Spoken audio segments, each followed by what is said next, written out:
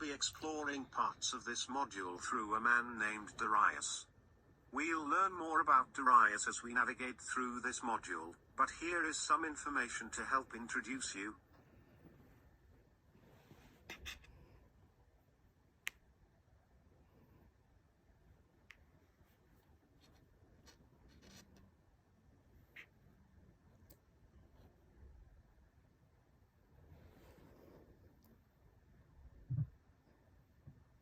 The year is 2006.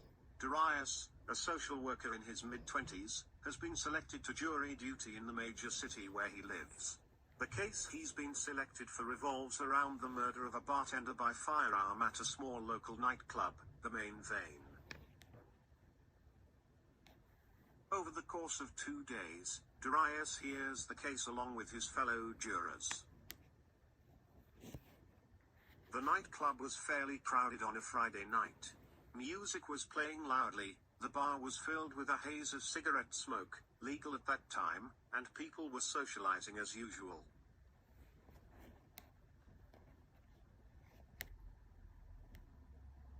Suddenly, a gunshot rang out. One of the bartenders, a large man in his late 20s, lay bleeding behind the bar. The crowd erupted in frenzied screams as people rushed to exit the bar.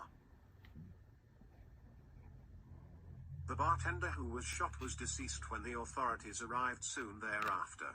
These facts were stipulated by both the prosecution and the defense.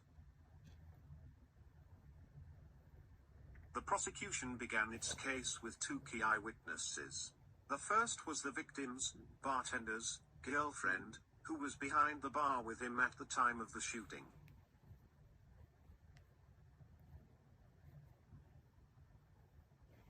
She testified that there were several people crowding the bar drinking and getting service, when suddenly she saw a pistol emerge from between patrons and fire a single shot. Panicked, she dropped to the floor and saw that her boyfriend had collapsed. She testified that he was bleeding and began coughing up blood. She shouted to him but he did not respond, though she could not say whether that was due to his condition or if he simply could not hear her due to the noise level in the bar. After a few moments, she suddenly saw a young man slide over the bar, landing behind.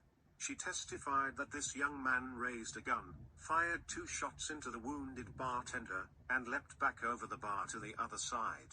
The victim's girlfriend sobbed as she described seeing the light go out in her boyfriend's eyes.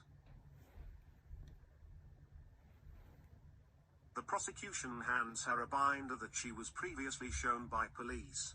This binder contained facial photographs of over 60 men roughly matching the description of the defendant. Unprompted, the witness identified the defendant as the man she saw jump behind